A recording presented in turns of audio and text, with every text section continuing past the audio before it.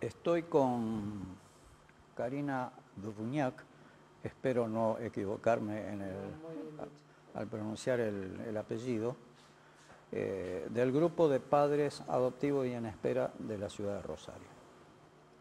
Karina, gracias por estar con nosotros. Gracias a ustedes por la invitación. La adopción forma parte de la vida. A veces un niño no adoptado o un niño que cae en un hogar equivocado o en un lugar equivocado es una vida perdida. La adopción es algo tremendamente importante. ¿Es difícil adoptar en nuestro país hoy?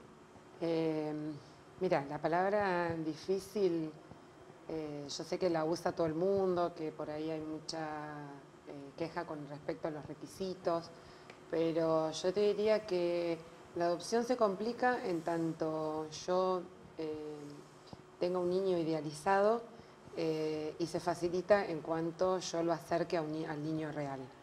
En cuanto a los requisitos es sencillo, o sea, si nos ponemos a pensar, el Estado también necesita tener determinadas garantías para saber que yo estoy en condiciones de adopción. Entonces, si bien son trámites que a veces demoran o que implican, no sé, certificado de antecedentes penales o requisitos así, no son complicados. Después, la demora puede depender de acuerdo a mi disponibilidad adoptiva.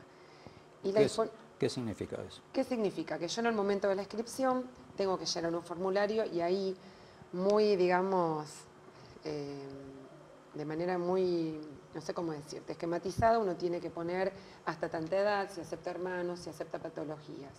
¿Qué pasa? Eso te encasilla, porque a la larga cuando haya un oficio, cuando haya un niño en estado de adoptabilidad, va a haber una base de datos y se van a fijar de acuerdo a la edad que vos hayas puesto en ese momento de inscripción.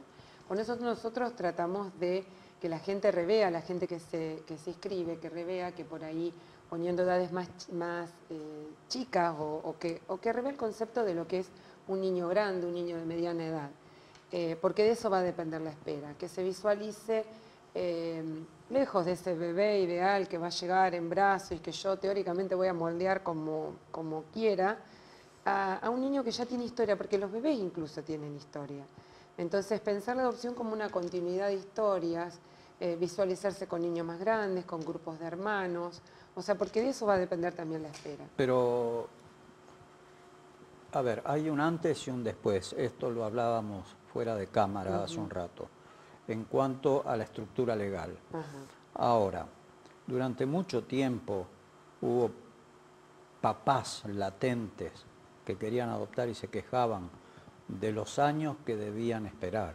Claro. Lo que pasa es que en los años anteriores lo que viene a plasmar este código nuevo, que lo estrenamos recién en agosto, es toda una ideología que se venía dando años anteriores. Ahora la visión de la adopción está desde el niño como sujeto de derecho. Antes, toda la ley de adopción, digamos, lo que normatizaba o las normas tendían a cómo alguien accedía al instituto de la adopción. Así que, bueno, el antes y el después sería ese. Digamos, ahora tenemos un código que nos avala, el que quiera iniciarse en este camino tiene que tener muy en claro, incluso cuando vos te vas a anotar, te dan este librito que yo tengo ahora, que se llama Guía Informativa sobre la Adopción, en donde están todos los artículos, y en donde todo el mundo que se inicie en ese camino tiene que entender que el niño es sujeto de derecho, que hay que respetar su origen. Antes era muy difuso, antes el origen accedía a los 18 años, tenía derecho al expediente. Está bien, pero digamos, ¿se agilizó el trámite o no? Mira, se agiliza en el tema de niños que antes quizás tenían causas sin resolverse. Entonces, el Poder Ejecutivo, que es el que trabaja con los niños con medidas excepcionales tomadas, medidas excepcionales son chicos que han tenido víctimas de vulneración o abuso, ahora te pone un límite de 6 meses para trabajar. Antes había 6 meses y se podía renovar 2 periodos más, que era 1 año y medio. Y a veces se renovaba también sin motivo, o al año y medio se empezaba a trabajar. Entonces sí, se agilizan los tiempos para chicos que pueden estar con medidas excepcionales vencidas, o en institutos, o en familias solidarias hace mucho tiempo. Familias solidarias. ¿está bien o está mal? Yo de pronto he escuchado historias de gente, de familias que se encariñan con el chico y de pronto viene el Estado y se los arranca. Lo que pasa es que es imposible no encariñarse con una criatura, es imposible.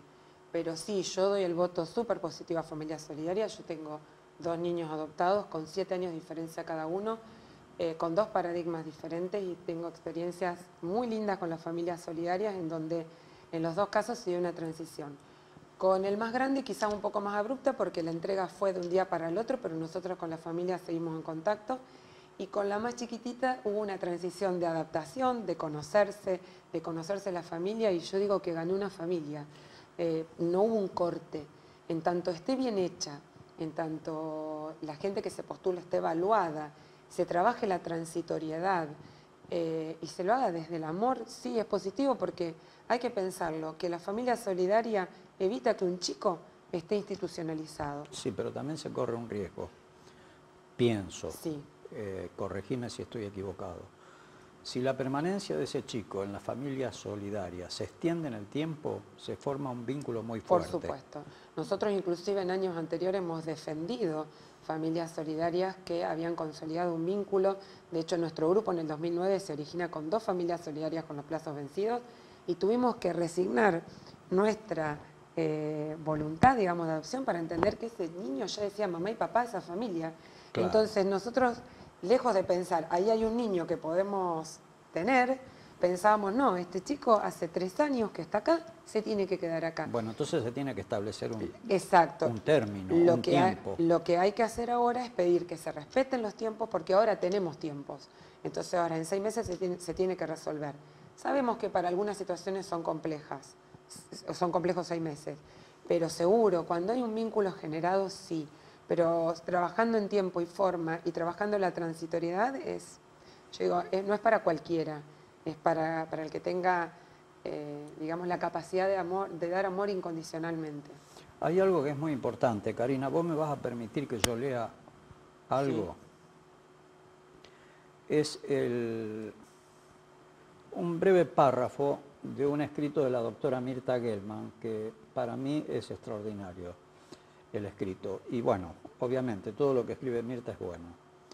Y este párrafo dice así: el proceso adoptivo cambia hasta las hormonas del cuerpo, como la oxitocina, que hoy día también se la detecta en el padre que participa en el vínculo afectivo o enamoramiento de la adoptante y el niño. Hasta los rasgos son producto de la ecuación que algunos científicos denominan proceso genes por entorno. ¿Qué significa esto?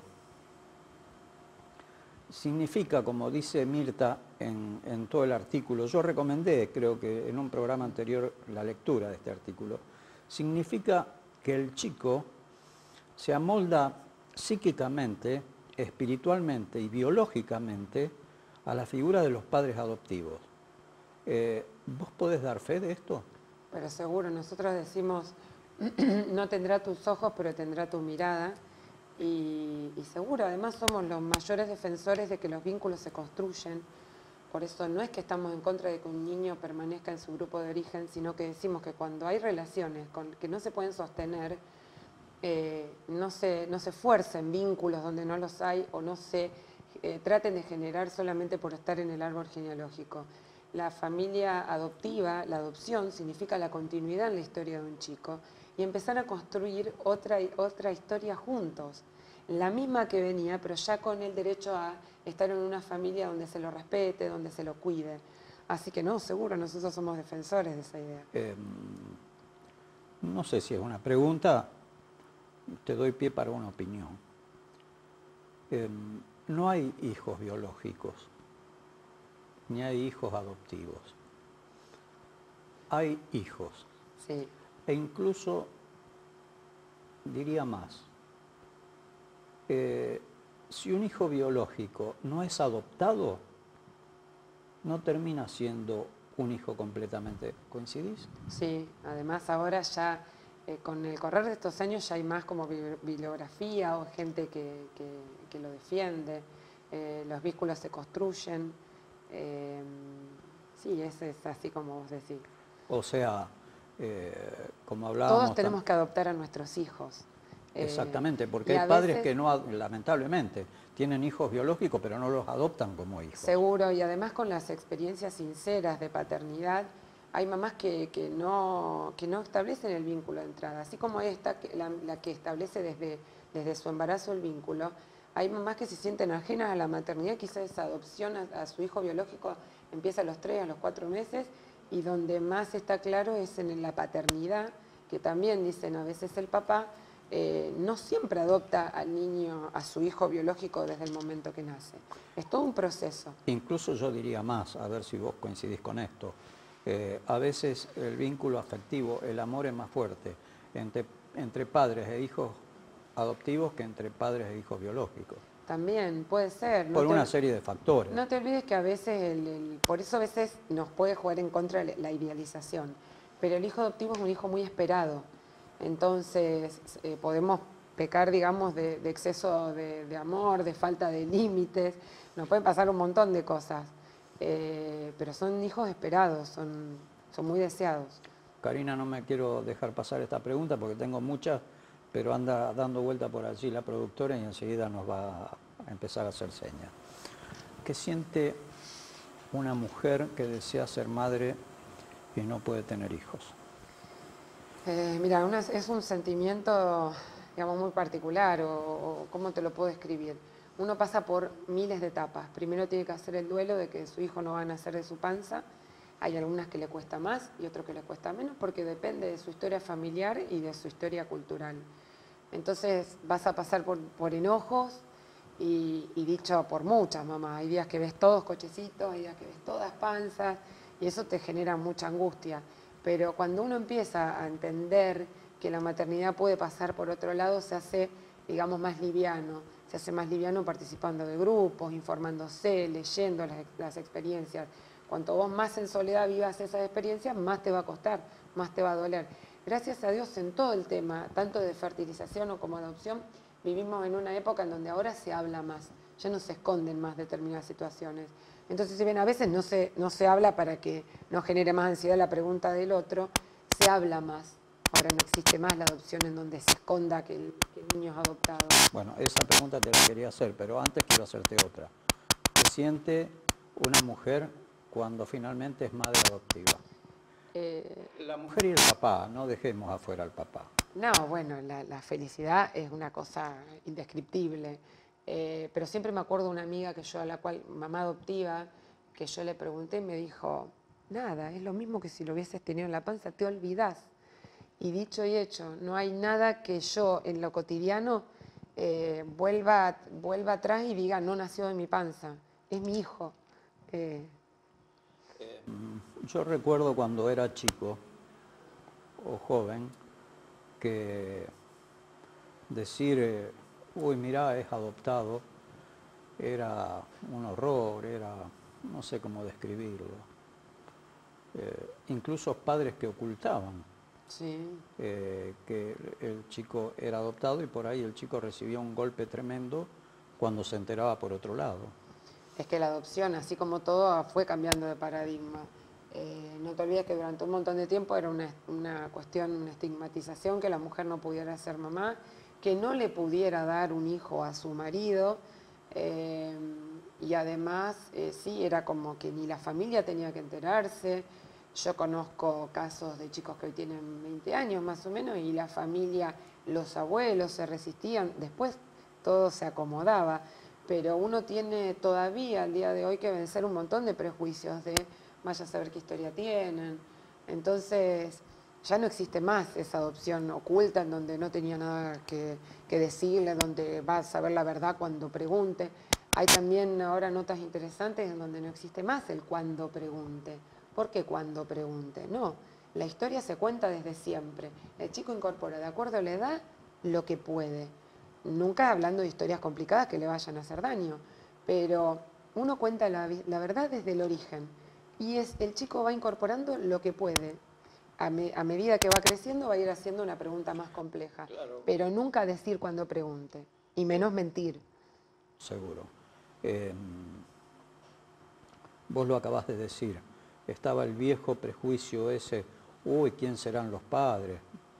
Uy, ¿qué será de este chico genéticamente? Yo hace unos días atrás, hablando con un psicólogo y un psiquiatra, un genio, me dice, mirá, los hijos son fruto del entorno y del amor que uno les dé, no de los genes. Y creo que es cierto. Además hay dichos muy graciosos que dicen, si ellos buscaran nuestra historia, ¿nos adoptarían? Nosotros venimos Claro, con historia claro, de los cuentos, o sea, claro. no tenemos historia, no tenemos traumas. Quizás si tuvieran que hacer ellos una diferenciación de nuestras historias, capaz que no nos adoptan. Así que historias vienen todos, hasta los bebés. Y hasta es mucho más complicado cuando un niño no tiene historia que contar a que la tenga. Porque, y cuando yo te hablé de la mentira, es nunca mentir, porque eso sí aprendí, digamos, con terapia o con psicólogos. Una mentira la tiene que deshacer y tiene que construir de nuevo la verdad. En cambio, la verdad, siempre dada y siempre a la mano, es lo más sano para la construcción de un vínculo. Karina, ustedes están promocionando una película Sí, muy buena. El viernes 16 a las 17:30 en el Cine El Cairo vamos a ver la película Ellos te eligen. Esa película, bueno, el director es Mario Levitt. La película se generó a raíz de los grupos de autogestión que se fueron dando en todo el país, que empezaron a iniciarse en el 2009, 2010, 2011. Y bueno, tiene como hilo conductor dos señoras que hicieron una ONG, que se fueron detectando las necesidades en cada lugar donde iban. Bueno, este director fue siguiendo, a raíz también de otro documental que él exhibía, fue grabando determinados testimonios y bueno, hizo una película documental que es muy buena, que habla de cómo hay que dar vuelta a la adopción y verla como una necesidad del niño de tener una familia y no de los papás a tener un hijo. Una última pregunta porque se nos acaba el tiempo. La semana pasada nosotros pasamos en este programa el testimonio de un matrimonio joven, ella trasplantada de riñón, pasó por muchas cosas en la vida. Lamentablemente le dijeron que no va a poder ser mamá biológica jamás. Fue un testimonio conmovedor porque es muy buena gente y ya el amor que tienen explota, le sale por los poros como una olla a presión. No solo para ellos, sino para toda aquella pareja que quiera adoptar. Un consejo breve. ¿Qué debe hacer? Lo que más o menos dije antes es sacar los conceptos culturales de que tu hijo tiene que ser un bebé, que se visualicen con un niño más grande. Hay muchas experiencias muy lindas, incluso en nuestro grupo de adopción de hermanitos y de hermanitos más grandes, que se visualicen hablando con un niño. No solamente el hecho de tener y cambiar pañales te hace mamá. Entonces, que piensen en eso, que piensen en otro tipo de maternidad, que no pase por la de un bebé, porque para un bebé hay mucha demora. Y aunque suene antipático, es así. Si vos aspirás a un bebé chiquitito, a un niño chiquitito, vas a demorar muchísimo. Y la maternidad no pasa por eso, pasa por un montón de cosas diarias que los que adoptan niños más grandes las descubren con muchísima felicidad, porque se dan cuenta todo el tiempo que perdieron quizás imaginando un niño más chico. Nadie dice que sea fácil, pero no es imposible. Uno pide ayuda con profesionales, utiliza todos los recursos que esté al alcance, pero se puede. Karina, gracias por haber estado. Muchas gracias a ustedes por la invitación. Vamos a una tanda y regresamos.